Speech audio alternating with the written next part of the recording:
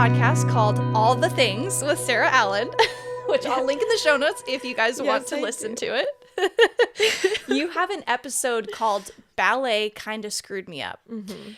So, can you explain the arc of joy and pain that dance has formed in your life? Yeah. Also, just because you brought it up earlier, I'm Sarah, was McDowell, now Allen. Right. So I want to make sure people know who I am because they're like, who is Sarah Allen? I'm married, so. Right. We talked about that. It's kind of funny when our church family people, you kind of have to start with their maiden name and then go into the married name. So yes, Sarah McDowell. It was Sarah McDowell, now Sarah Allen. Yeah. So yeah, my podcast is super chill. It's really just a creative outlet for me. Like another, one more little thing that I can do.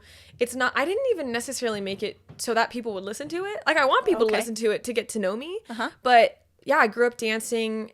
One of the things that was really hard for me was from a young age, I was quite convinced that because so much time and money had been invested in me from my parents, but also my own personal investment in dance, there became this very unfortunate idea that I made for myself that this is the only thing that I can do.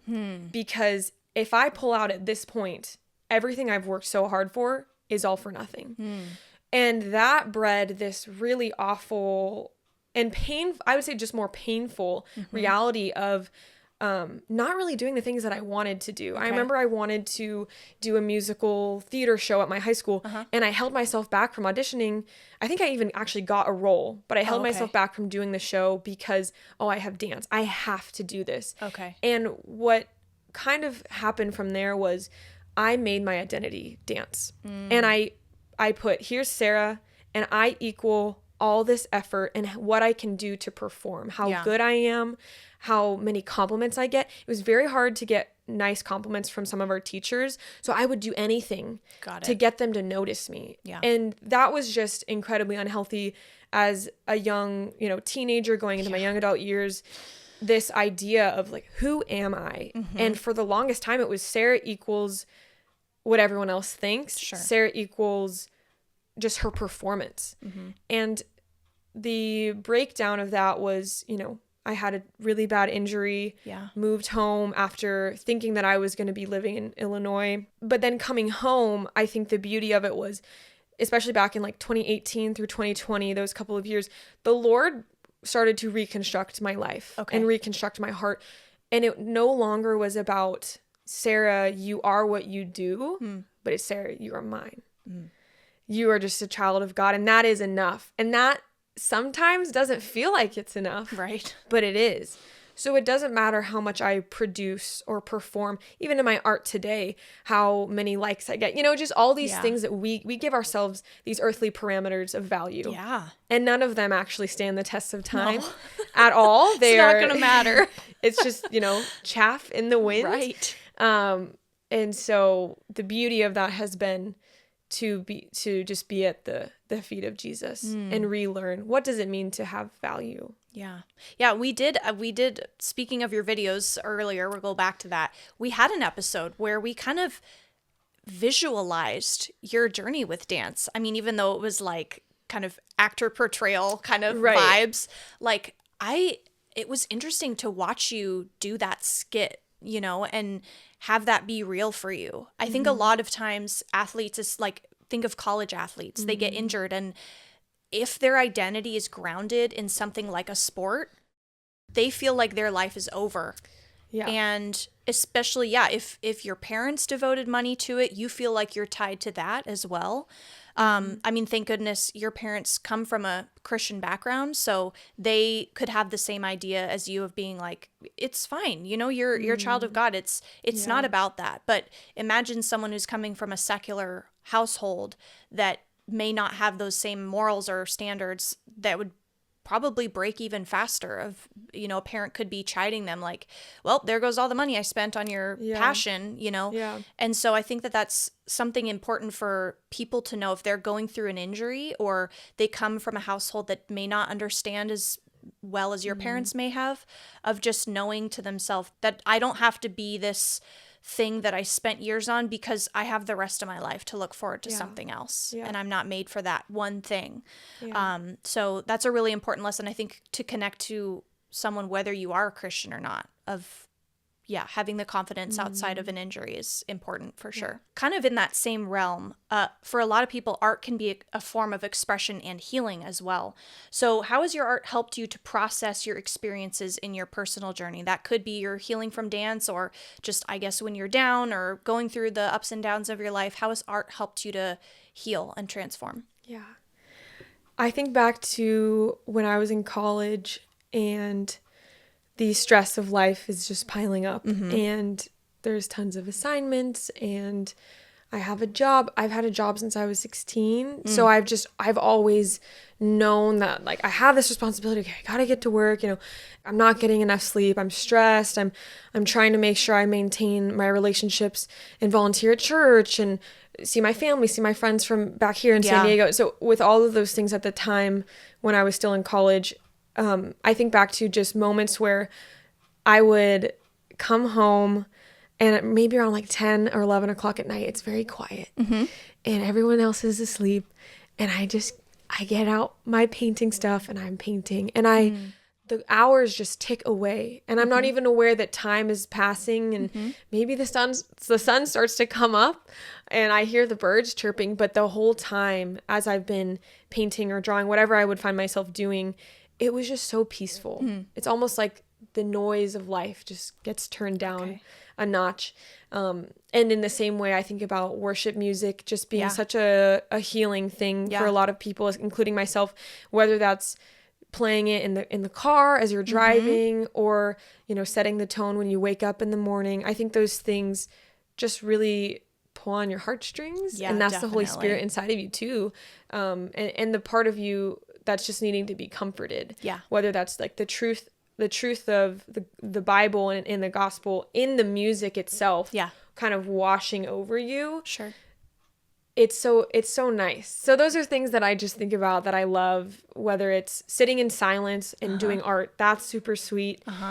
Or meditating on God's word, or listening to worship music in the car. I think those things are just, they're filling your mind with thoughts that are of above, you know, focusing your mind on the Lord, even when you're struggling and maybe you're not necessarily happy or okay with whatever is going on, but you're going to the thing that you know is going to help you. So I kind of wanted to like tail end the end of that question, because I just want to get your opinion on it. I've seen a lot of people on TikTok doing like coloring books. I've found that so many people, girlies, honestly, girls our age have been kind of flocking to like stress relieving coloring books or like coloring books. So I think that's just a funny thing that we see kind of happening in our life, is that coloring or art has kind of just also been a form of stress relief. So I think that's interesting that you've chosen that as a thing that you flock to art too, as a way of stress relief.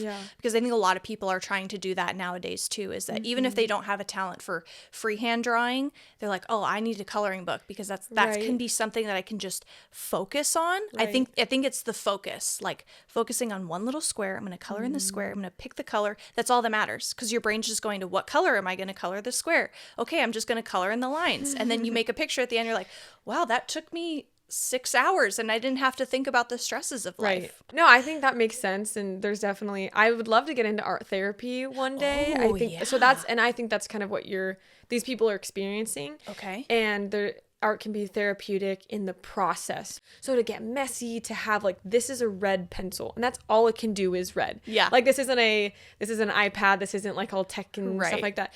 It kind of brings you back to when you're a kid and you have crayons. And then also too, like just in a real sense, it gives you a sense of control because you're like, I am doing this mark and I am making this happen. Yeah. Versus maybe in your life, there's a lot of things that you feel out of control in.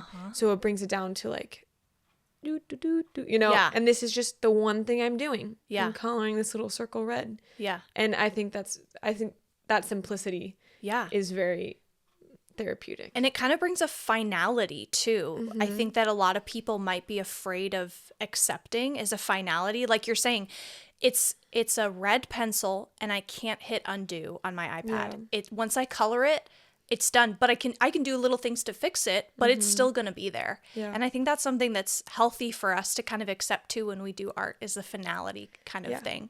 That's really interesting. Okay, perfect. So you started an art business, like you mentioned earlier, Art Deco, which is amazing.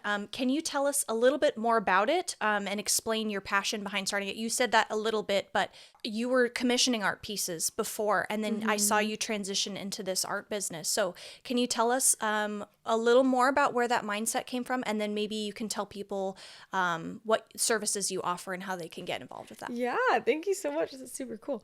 Yeah, most artists, when you start out, you're typically selling the physical art piece that you've made, a painting, a drawing, or a print of it. And I don't know what it is, but for me, I was never drawn to that. Okay. I think there's something, and a lot of artists, maybe they don't want to show you their sketchbook. There's this feeling of it's a little bit shy. It's what they're creating, what they're processing. But just for me, I was never very interested in the idea.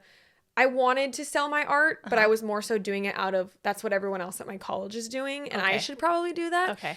And I did a couple commissions here and there, but what I really found is I love teaching. And that was my job in college. I taught for an amazing woman, Janice, and she had an art studio, and it was just the best. And I would go in, I would get to create all of my projects. I would teach them to the kids and, take photos while we're doing it. It just was so fun. And it ignited this part of me that, man, I love teaching and I love art. So what better way to combine the two things, and then also to start my own business to create something that I haven't seen down in San Diego. And, I was in Orange County at the time, and part of me thought, man, I would love to just go work for Janice again, but I'm here. So what can I do here? So Art Deco Studios is a mobile art studio. So we come to you. I bring all the supplies, the aprons. I create a project ahead of time, whatever the person wants. If it's a birthday party, I'll create something for the birthday gal or guy, and then I bring it, and then we teach the whole class. Everybody gets to go home with an amazing brand new art piece that they've made themselves, and then I clean up and I head out. So basically the idea is that whether it's a private event or a birthday party, or if it's an after school program, I'm currently really trying to work on schools. Okay. There's just a lot of flexibility. Sure. So that's what it's all about. It's that I want people to learn how to make art, and it can look like a lot of different things. It doesn't just have to be a physical art studio. You can bring your friends, get everybody together. We can do a paint and sip if it's for adults. Yeah.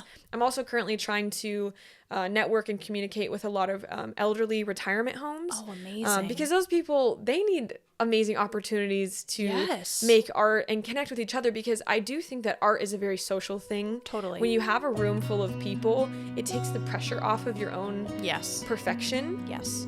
A lot of times people don't want to even try to paint or draw because they're so worried of messing up. But the reality is you can't mess up. Right. You're just learning something new. Right.